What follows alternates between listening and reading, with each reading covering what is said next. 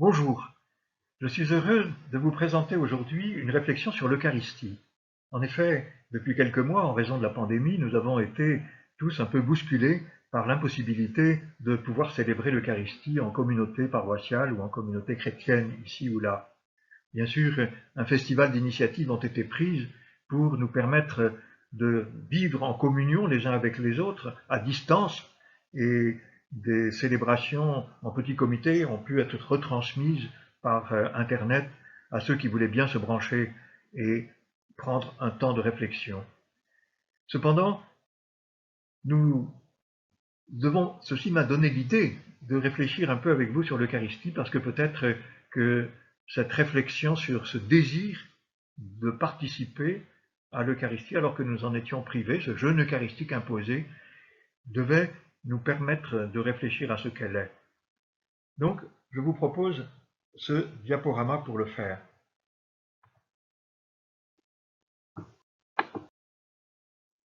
Tout d'abord, nous devrions nous poser la question de savoir comment cette Eucharistie s'est mise en place. Bien sûr, je ne vais pas vous faire un historique de l'Eucharistie, mais nous aider à comprendre qu'à la mort de Jésus, les disciples ne disposaient d'aucun texte, ni de l'Ancien Testament, ni du Nouveau Testament, ni d'un rituel qui dirait comment il fallait célébrer l'Eucharistie. Mais leur mémoire, alors qu'ils étaient encore au Cénacle, les a fait parler entre eux de ce qu'ils avaient vécu avec Jésus. Tu te souviens, il a dit ceci, tu te souviens, il a fait cela, et surtout, il nous a dit, faites ceci en mémoire de moi. Et quel était le contenu de ce ceci? Est-ce que c'était simplement de se retrouver ensemble pour prier, ou ceci était-il accompagné d'autre chose, de ce grand mystère qu'il avait laissé le soir de son dernier repas, quand il avait dit, prenez ceci est mon corps, ceci est mon sang, et qui avait été un petit peu, qui avait bousculé les apôtres en se demandant, mais qu'est-ce que cela pour bien vouloir dire? Et quelques-uns avaient des doutes. Comment est-ce que c'est possible que quelqu'un nous donne sa chair à manger ou son sang à boire? Bon. Et voilà qu'ils ont attendu jusqu'au jour de la Pentecôte, qui semble faire redémarrer l'histoire. Le jour de la Pentecôte, ils sont projetés sur la place de Jérusalem, et la première prédication des apôtres ne porte pas sur l'Eucharistie, et elle porte sur le Christ ressuscité. C'était un événement tellement extraordinaire que lorsqu'ils se retrouvent sur la place de Jérusalem, la première chose qu'ils annoncent, c'est que celui qu'ils avaient mis à mort, les autres, eh bien, c'est Jésus et il est vivant. Donc ils inventent, à partir de là, une nouvelle manière de prier et de vivre. C'est-à-dire que la mémoire de la dernière scène leur permet de lier la fraction du pain avec une nouvelle façon de vivre. Et c'est comme cela que dans les Actes des Apôtres, quelque temps après, lorsque Luc écrira ce deuxième volume de ses écrits, il dit que la communauté des chrétiens, nouvellement baptisés, était assidue à l'enseignement des apôtres. Mais quel était cet enseignement? Cet enseignement était surtout un témoignage de ce qu'ils avaient vécu avec Jésus. Il racontait les faits, il racontait les paroles, il racontait ce dont la mémoire était pleine de cette vie avec le Seigneur Jésus. Mais il se rappelait aussi que Jésus avait été serviteur, qu'il avait surtout servi l'humanité à travers tout ce qu'il avait vécu. Il avait libéré les pauvres, il avait permis à chacun de retrouver la vue, aux boiteux de marcher, aux malades de retrouver la santé, à ceux qui étaient pécheurs de se convertir, etc. Donc Jésus s'était mis au service de l'humanité pendant tout le temps de son existence. Et ceci va être marqué par un point culminant sur lequel on va revenir, qui est le lavement des pieds, juste avant qu'il ne propose ce geste incroyable de la scène et de la dernière scène, que l'on appellera la fraction du pain. Eh bien, les apôtres vont continuer de faire cette fraction du pain, et en même temps, ils vont aussi se décider à servir, et les premiers chrétiens vont le faire, ils vont vendre leurs propriétés quand ils s'aperçoivent qu'il manque quelque chose de nécessaire à tel ou tel d'entre eux, pour mettre le prix de cette vente en commun et subvenir aux besoins des plus malheureux. Donc la première mise en place de l'Eucharistie, ça a été cet effort de mémoire, de se rappeler de ce que le Seigneur Jésus avait vécu avec eux pendant le temps où ils ont parcouru la Palestine et Israël. Donc, les lectures, les récits et la parole de Jésus seront le premier point. Et puis, le deuxième point qui va être comme la deuxième partie très importante de l'Eucharistie, ce sera la célébration elle-même de ce geste que l'on a appelé la fraction du pain. Voilà donc deux moments essentiels, le lavement des pieds, mais un autre moment intervient, c'est celui de Jésus qui va sortir au mont des Oliviers. Après le lavement des pieds, Jésus leur demande, est-ce que comprenez-vous ce que j'ai fait pour vous? Si je vous ai lavé les pieds, de même, vous devez vous aussi vous laver les pieds.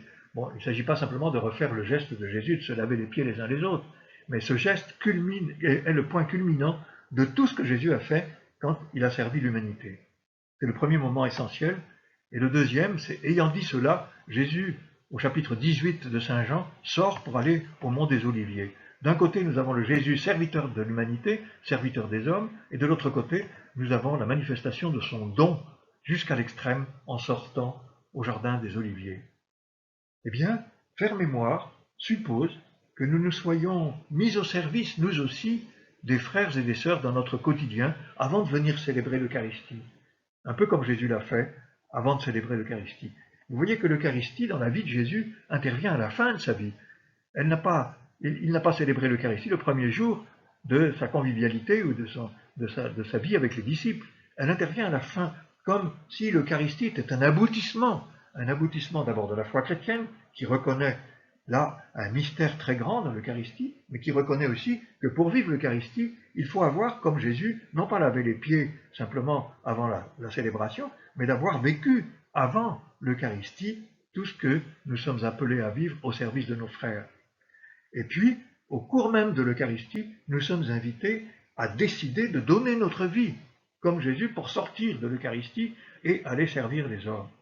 Voilà donc, faire mémoire suppose que nous nous soyons mis au service des frères et sœurs de notre quotidien et que nous soyons prêts à livrer notre vie, à offrir notre vie au sortir de la célébration. Donc, deux gestes qui encadrent la scène. Et voilà un schéma qui vous le montre.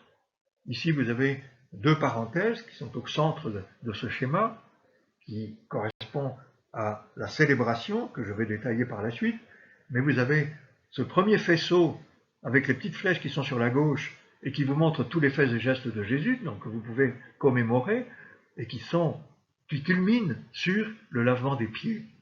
Et puis, au sortir, vous avez Jésus qui va au mont des Oliviers pour donner sa vie jusqu'à l'extrême. Et voilà à quoi se réfère le ceci? Il se réfère aux événements fondateurs, bien sûr, d'abord à l'existence de Jésus, Jésus, fils de Dieu, est né sur la terre, et puis aux paroles et aux gestes de Jésus, jusqu'à la célébration de la Seine. Et aujourd'hui, ce ministère de célébrer en commémoration de Jésus, non pas comme un souvenir d'anciens combattants, mais comme une commémoration, comme une mémoire actuelle, une mémoire qui va rendre présent le Seigneur Jésus, de célébrer ce ministère-là est confié à un certain nombre d'hommes et de femmes, des prêtres, des diacres, des évêques. Et voilà ce schéma détaillé, puisque dans la célébration de l'Eucharistie, vous avez un résumé des 3 saints jours de Pâques, à la fois le jeudi saint, la célébration de la Pâque, la célébration, oui, de la Pâque juive, qui est là où Jésus va transformer le sens de cette Pâque juive, puisqu'il va donner son corps et son sang, et non plus l'agneau que l'on va manger.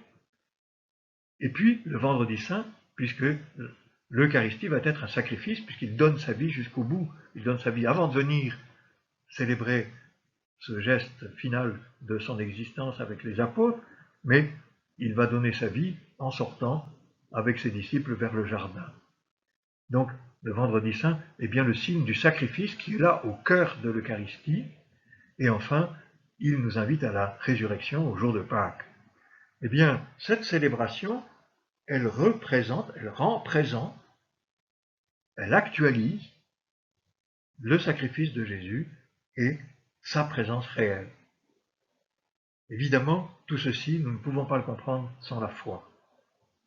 L'Eucharistie est un mystère. Le mystère de la foi, nous le disons à chaque célébration eucharistique, il est grand, le mystère de la foi. C'est à cela que nous sommes invités à communier, c'est-à-dire au mystère de la configuration de Jésus à l'humanité dans son humanité profonde, alors qu'il partage notre vie quotidienne, et puis ensuite, eh bien, cette humanité pour laquelle il va livrer sa vie pour son salut. Donc vous avez ici un désir de communion à ce que Jésus a fait.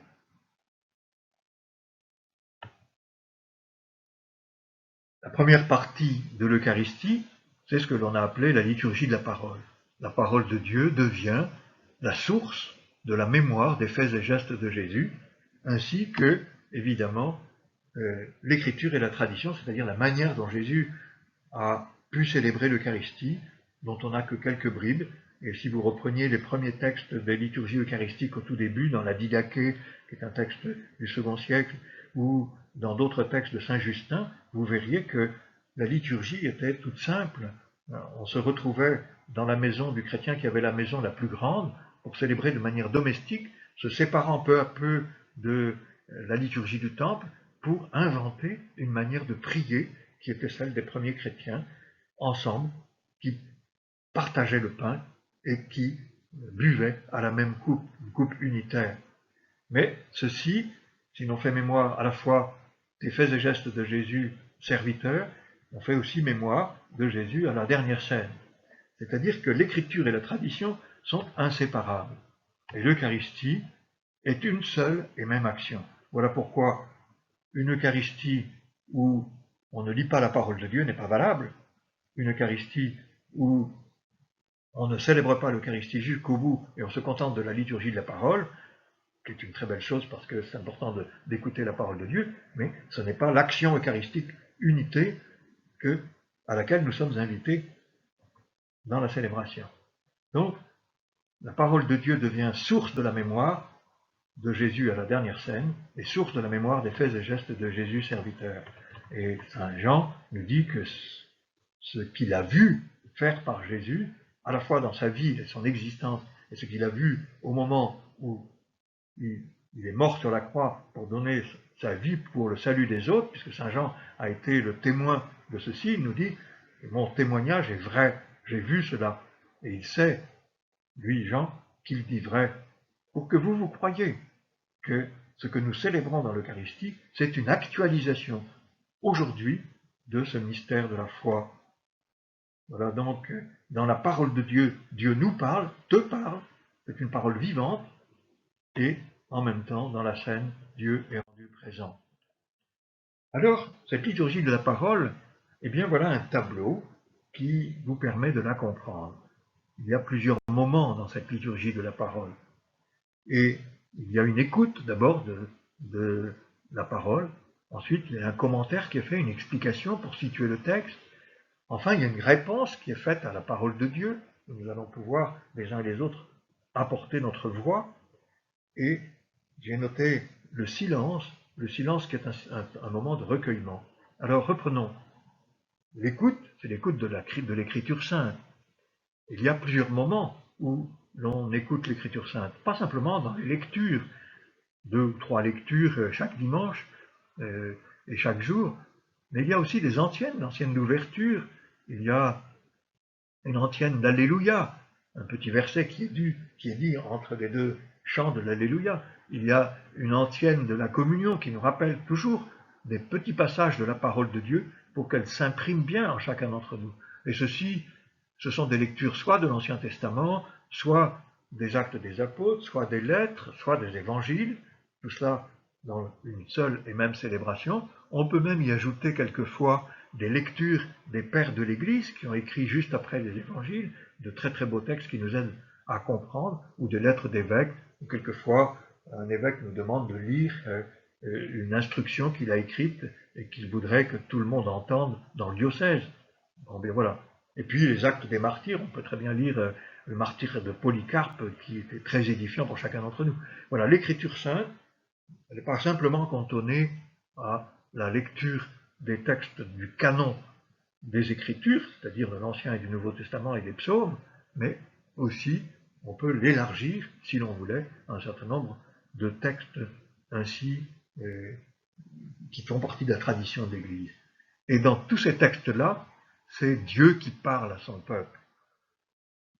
Et il parle par la voix d'un lecteur, bien sûr, c'est-à-dire que le texte qui est lettre morte devient par le lecteur une parole vivante qui rentre dans nos oreilles et dans notre cœur. Ensuite, il y a des commentaires. tout n'est pas si facile à comprendre. Il y a 2000 ans que ces textes ont été écrits. Et il ne faut pas croire qu'il soit si facile que cela de les comprendre, de les interpréter. Il faut comprendre, il y a une interprétation des textes qui doit s'adapter aujourd'hui et qui, non pas transforme le texte, mais justement, comme c'est une parole vivante, il va nous dire quelque chose pour nous aujourd'hui, pas simplement pour ceux pour qui elle a été écrite. Il y a comme cela, dans la tradition de l'Église, une interprétation qu'on appelle une herméneutique des textes qui est aussi inspirée, parce que l'Esprit Saint continue de travailler en chacun de ceux qui doivent faire ses commentaires de l'Évangile, ou ses commentaires de la parole de Dieu. Voilà, donc c'est un acte pastoral d'un pasteur, d'un évêque, d'un prêtre, d'un diacre, qui travaille ces textes, qui essaye de les actualiser et de montrer comment ils sont en lien encore aujourd'hui avec les événements que nous pouvons vivre. Ce qui veut dire que le Christ annonce encore aujourd'hui l'Évangile aujourd'hui.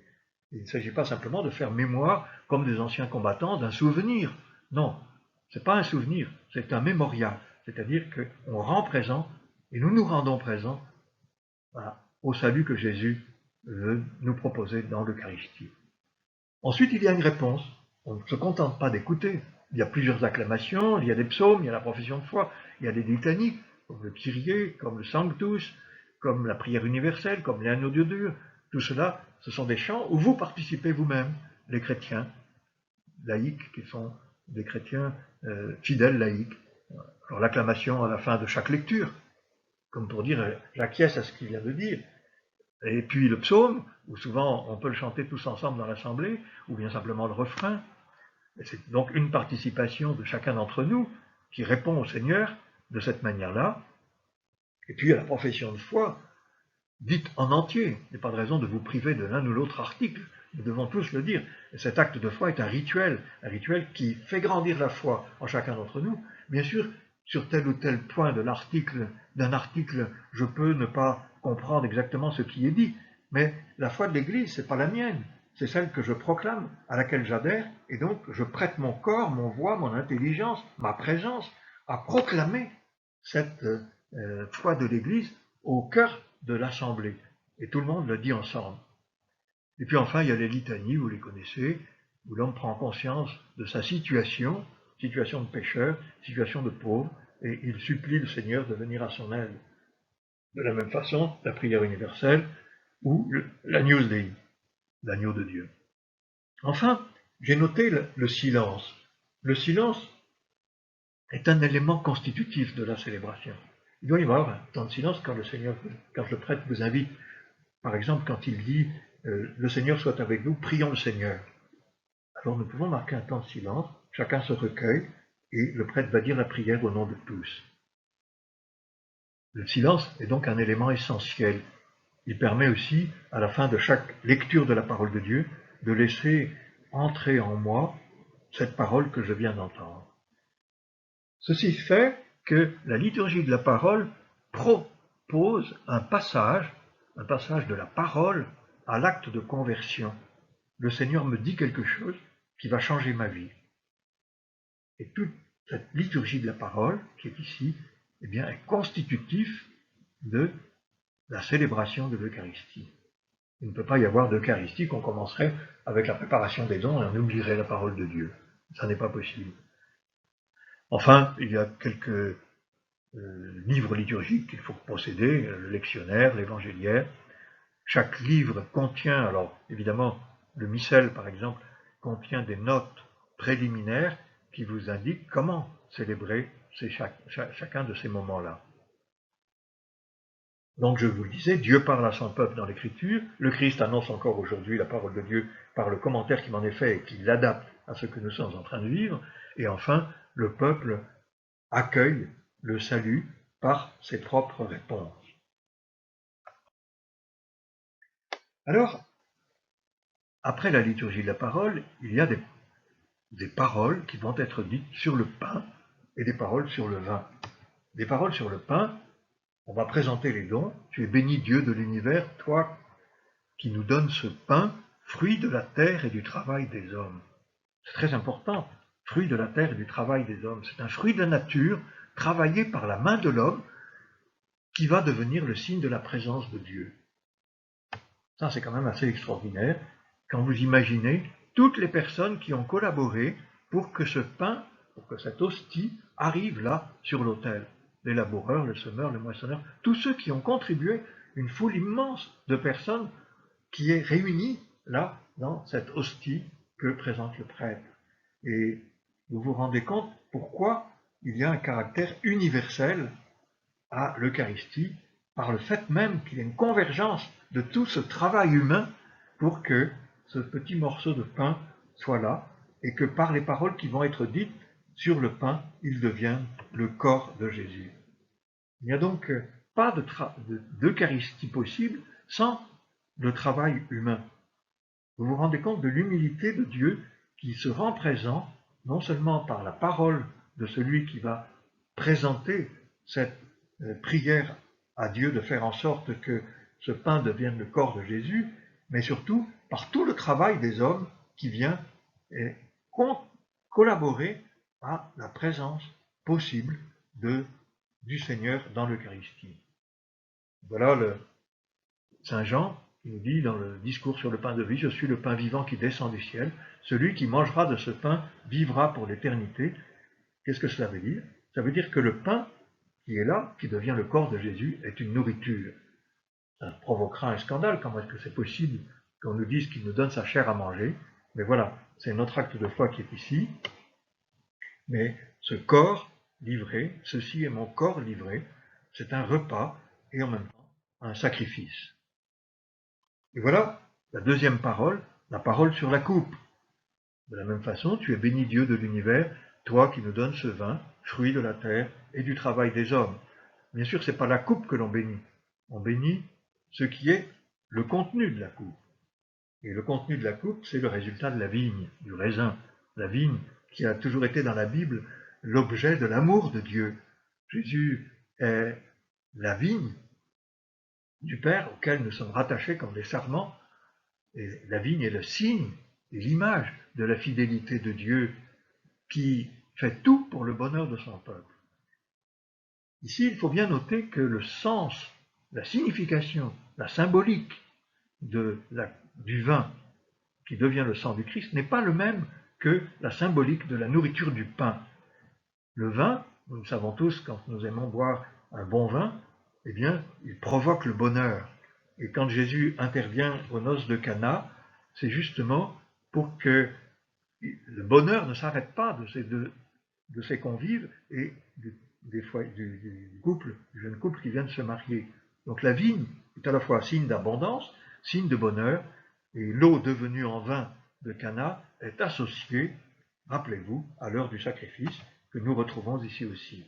Alors bien sûr, il y a la même évocation de tous les artisans que je n'évoque pas, mais que vous pouvez retrouver. Je suis la vigne qui demeure en moi et en qui je demeure portera beaucoup de fruits. C'est l'abondance.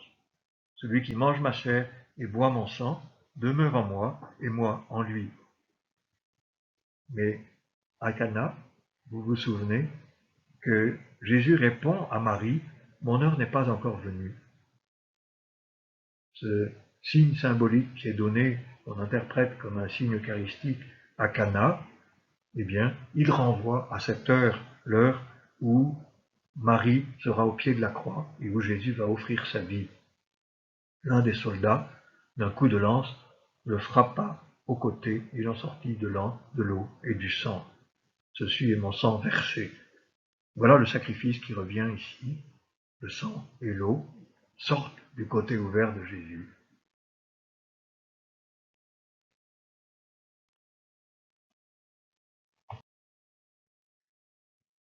Cette célébration de l'Eucharistie, elle commence par l'invocation du Père, du Fils et de l'Esprit Saint. C'est en leur nom que nous sommes ici. C'est un sacrement qui est inscrit dans une foi trinitaire. Et on peut, je ne l'ai pas fait ici, mais on pourrait prendre chaque moment de l'Eucharistie pour voir à quel moment interviennent la prière au Père, la prière à l'Esprit Saint et la communion avec Jésus. C'est donc un sacrement inscrit dans une foi trinitaire au nom du Père, du Fils et de l'Esprit Saint. Vous avez ici cette petite sculpture qui a été faite par une religieuse allemande, où vous voyez le Père qui prend l'homme qui se distingue dans ce monsieur noir qu'on aperçoit de cette figurine noire, Jésus qui lui lave les pieds, et puis l'Esprit Saint qui descend. Voilà, c'est Dieu qui prend soin de l'humanité. Mais ce sacrement s'inscrit aussi dans une démarche communautaire, non seulement parce qu'il y a le Père, le Fils et l'Esprit Saint, mais les fidèles eux-mêmes sont invités à s'accueillir mutuellement. Le salut n'est pas chacun pour soi. Dans le Concile Vatican II, dans la Constitution Lumen Gentium, il est dit « Il a plu à Dieu de ne pas sauver chacun les uns à côté des autres, mais de faire un peuple. » Bien, lorsque nous célébrons l'Eucharistie, nous sommes une communauté rassemblée. Une communauté qui s'accueille, qui écoute la parole, Dieu me dit qu'il nous aime, et puis qui confesse l'amour de Dieu, on l'a vu un peu dans les pages précédentes, ce n'est pas moi qui me confesse, mais Dieu rejoint le pécheur que je suis et le réintègre dans la communauté. D'où l'importance d'appeler tous les chrétiens qui se sont distancés de l'Église pour qu'ils reviennent célébrer. Peut-être qu'au terme de ce confinement où nous avons jeûné d'une façon eucharistique, nous allons pouvoir ressolliciter les chrétiens pour qu'ils rejoignent la communauté, puisque la célébration du sacrement s'inscrit dans une démarche communautaire.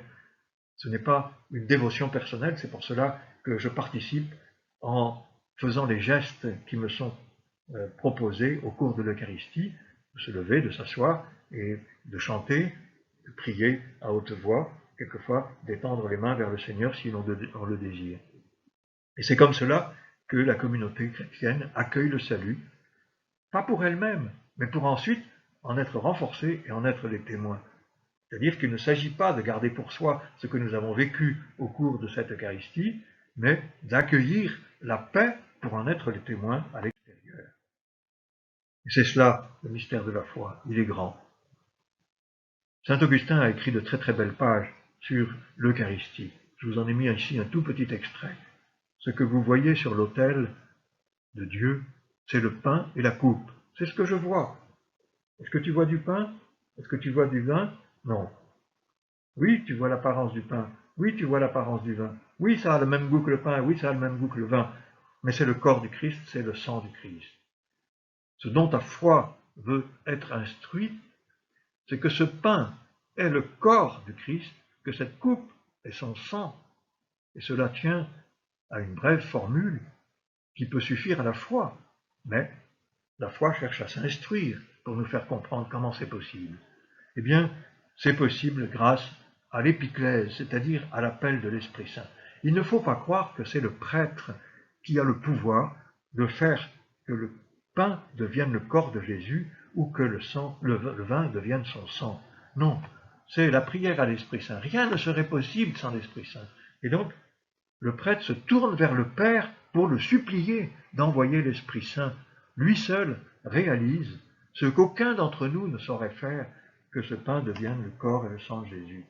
Et voilà la prière, une des prières qui est dite dans la longue prière eucharistique, que ce même Esprit Saint, nous t'en prions, Seigneur, sanctifie ces offrandes. Sanctifie, c'est-à-dire les Eucharisties, c'est-à-dire fasse que ce devienne le pain, le corps, le vin, le sang de Jésus. Qu'elles deviennent le corps et le sang de ton Fils dans la célébration de ce grand mystère que lui-même nous a laissé en signe de l'alliance éternelle. Donc le célébrant impose les mains sur le pain et le vin, comme pour prendre une distance, il se recule, il s'efface, pour laisser l'Esprit Saint réaliser du pain le corps du Christ, du vin le sang du Christ. Voilà maintenant la prière dans la célébration. Tout à l'heure, je vous ai parlé de la parole de Dieu. Ici, quelle est la prière dans la célébration? Il y a déjà tout ce que je vous ai dit tout à l'heure à propos de nos réponses. Eh bien, ici, il y a des prières du célébrant et des prières de l'assemblée. Les prières du célébrant, au nom de toute l'assemblée, elles sont au nombre de 3 dans chacune des célébrations eucharistiques.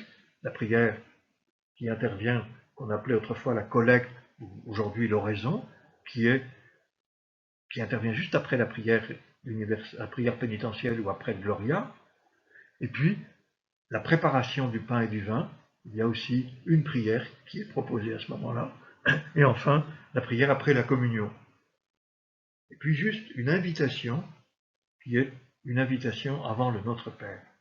Et bien sûr, il y a des récits de prières consécratoires, la préface ou la prière eucharistique.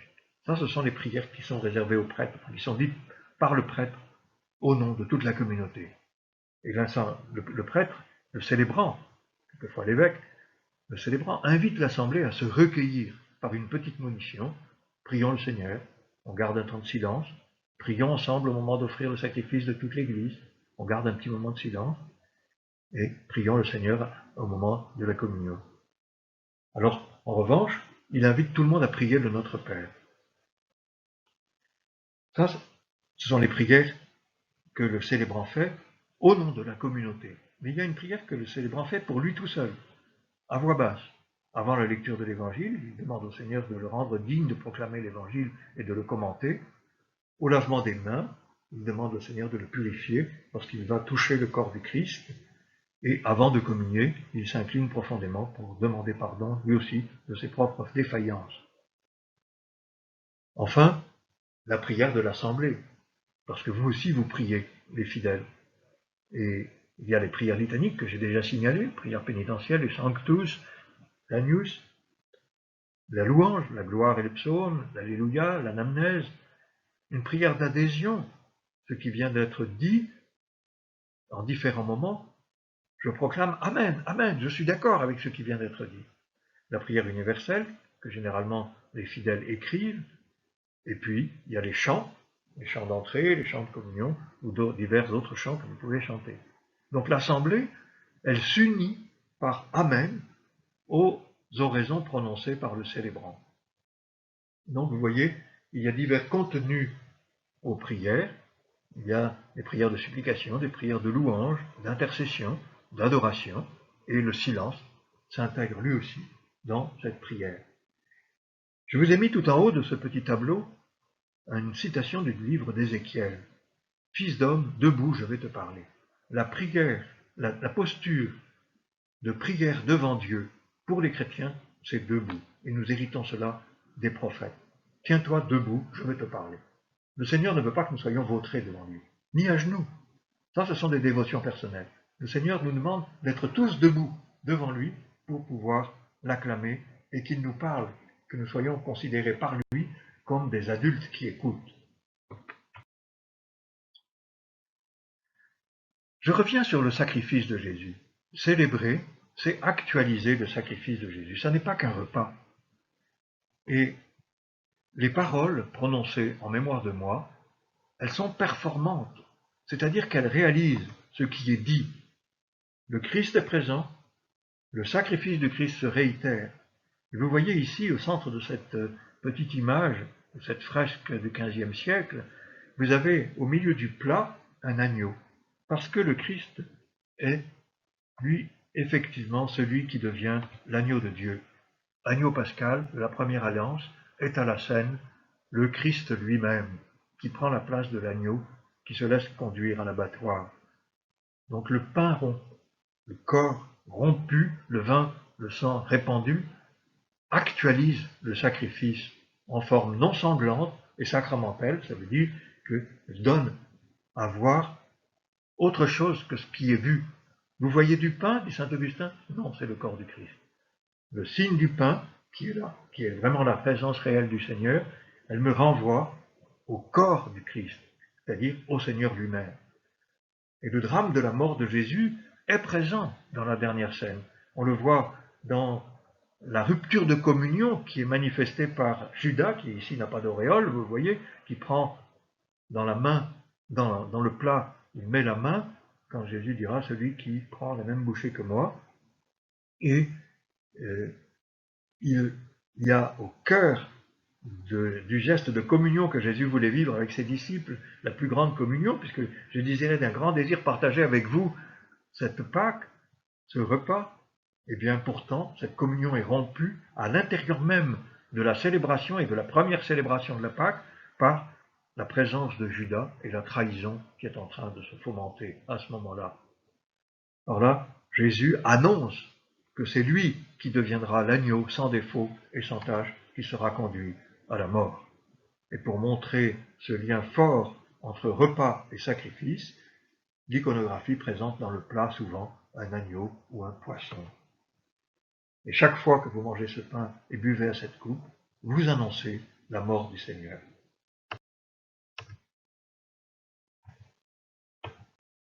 Je récapitule ici la scène et en même temps le sacrifice. La scène récapitule et anticipe le don de Jésus. Il récapitule, vous vous souvenez, le lavement des pieds récapitule tout le service de Jésus et il anticipe le sacrifice qui va avoir lieu quelque temps après. Qui mange ma chair et boit mon sang, demeure en moi et moi en lui. Mais cette communion, elle nous met en charge de la charité de Dieu. Nous avons à vivre au-delà de l'Eucharistie et avant la prochaine Eucharistie que je vais vivre, le service des frères, comme nous le voyons ici avec le bon samaritain de cette fresque qui vient de la cathédrale de Nanterre. La communion qui met en charge de la charité de Dieu au cœur du monde. Ce n'est pas ma charité que je vais vivre au cœur du monde, à la petite semaine. Non, c'est la charité de Dieu, c'est ce désir de Dieu d'aimer l'humanité jusqu'à livrer sa vie pour elle. Celui qui s'ouvre à Dieu ne s'éloigne ni du monde ni des hommes, dira Benoît XVI. Et c'est cela que nous vivons. Et alors ensuite, nous arrivons à l'envoi. L'envoi, qu'est-ce qui pourrait être le souhait le plus grand que nous puissions nous faire les uns les autres, si ce n'est le Seigneur soit avec vous. Nous allons partir avec lui. Et ce Seigneur, eh bien, c'est la présence de Dieu qui ne nous quitte pas. Le Père, le Fils et l'Esprit Saint vous bénissent, diront du bien de vous, comme nous, nous dirons du bien de lui. Voilà le mystère de la configuration du Christ au plus petit et de chacun de nous au Christ. Alors attention, il faut bien comprendre que la célébration du culte n'épuise pas la vie et la mission de l'Église. Allez, je vous envoie. Si quelqu'un veut être le premier de tous, qu'il soit le dernier et le serviteur de tous. Jésus a renversé de cette manière les critères du pouvoir, il modifie l'image que l'on a de Dieu. Alors que nous soyons désireux de célébrer l'Eucharistie ne nous empêche pas, au contraire, de regarder comment nous la vivons au cours de notre existence. L'Eucharistie n'est pas seulement le signe de la communion avec le Christ, il est le signe de la communion avec les hommes auprès de qui nous sommes envoyés. Avec le Seigneur présent, oui, mais aussi avec les plus pauvres qui sont autour de nous. Nous sommes envoyés dans le monde. Et donc, honorer Dieu par toute sa vie, c'est cela que le chrétien doit faire.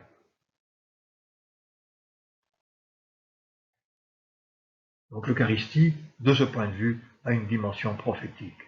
À la suite de Jésus, au service des hommes, ce que vous avez fait au plus petit d'entre les miens, c'est à moi que vous l'avez fait. Donc il y a une sorte d'identification de Jésus avec ceux que nous allons servir, parce que lui a vécu cela. Et regardez ce texte de Saint Jean Chrysostome, qui est extrêmement fort, et qui nous dit ceci, je vous laisse le lire.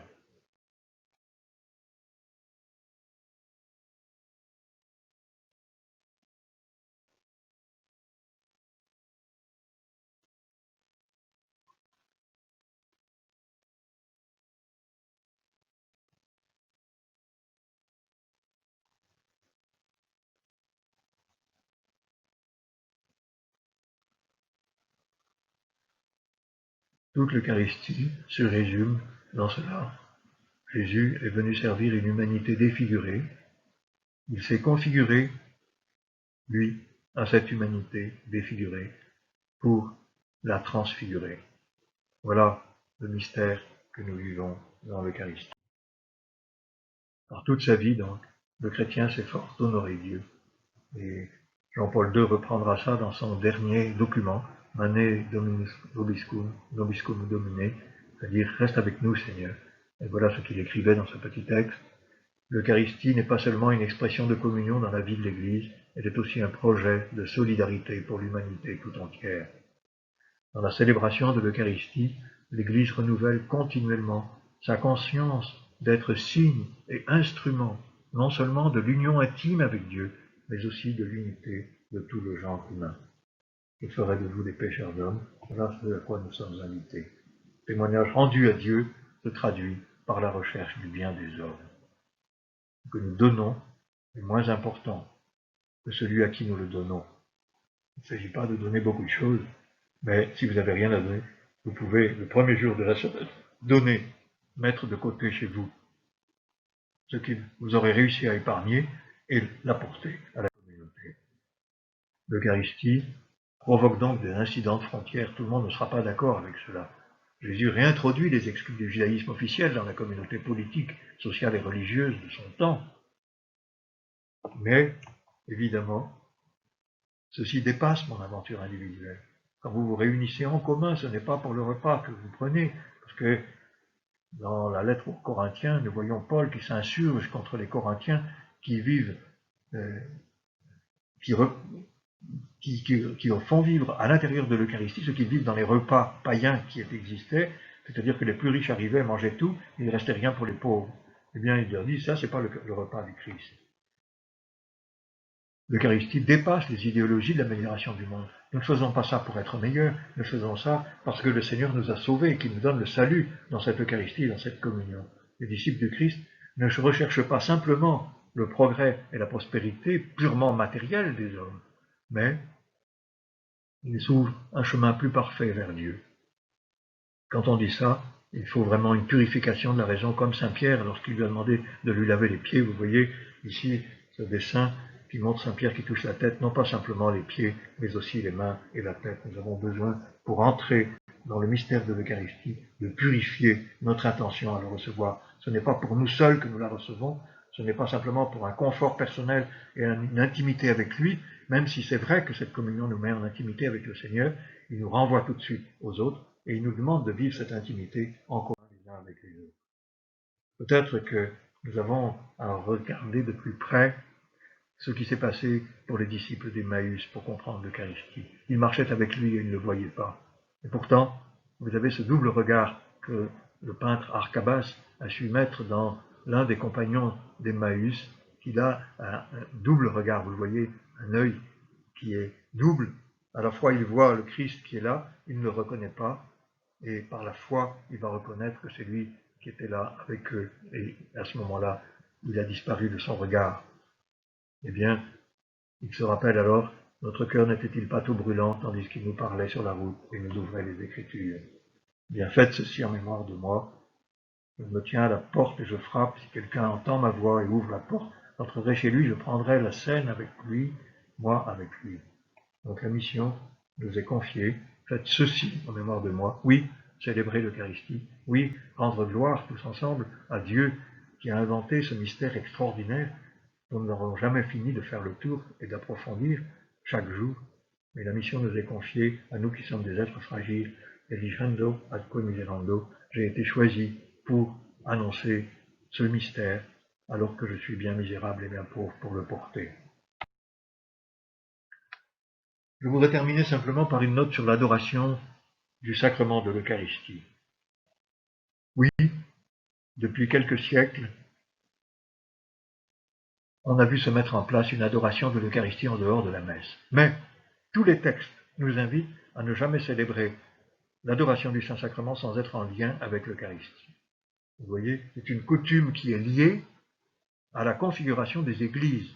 D'abord, comme on ne voyait pas l'Eucharistie, on demandait à la voir. Et c'est ça qui a provoqué l'élévation. Aujourd'hui, on n'a pas besoin de faire une élévation au-dessus de nos têtes, puisque tout le monde le voit en principe, quand on est dans une église bien configurée où on célèbre face au peuple. Mais ceci n'a pas suffi, et en 1394, c'est la première attestation de cette dévotion en dehors de la célébration et liée à l'institution de la fête Dieu. Donc ce qui veut dire que 13 siècles auparavant, on n'a jamais célébré d'adoration du Saint-Sacrement comme on le fait encore aujourd'hui. Alors cela apporte un certain réconfort et un certain désir de voir le Christ et de prier devant lui, mais sachez que pendant 13 siècles, ça n'était pas la dévotion eucharistique essentielle. Et l'usage s'est développé dans l'Église de la contre-réforme pour mettre en lumière, effectivement, face aux réformés, eh bien, le désir de l'Eucharistie, avec la présence réelle du Christ.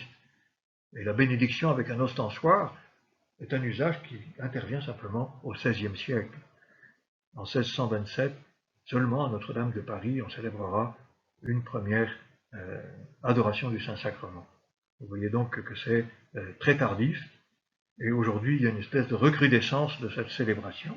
Mais il ne faut pas nous tromper. Le rituel de Paul VI le redira.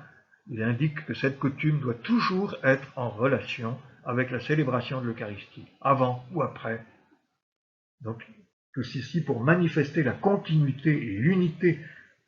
Le mystère de l'Eucharistie est tout un, c'est un seul, du début à la fin de l'Eucharistie. Elle ne peut être coupée en morceaux et elle nous invite à la vivre de cette manière.